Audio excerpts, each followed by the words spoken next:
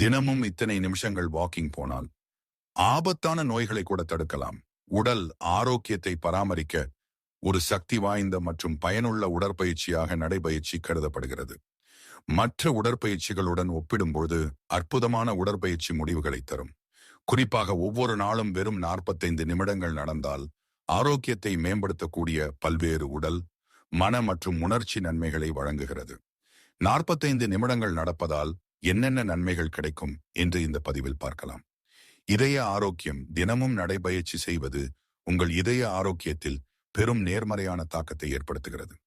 நீங்கள் நடக்கும்போது அது உங்கள் இதய துடிப்பை ஒரு ஏரோபிக் செயல்பாடாக உயர்த்துகிறது.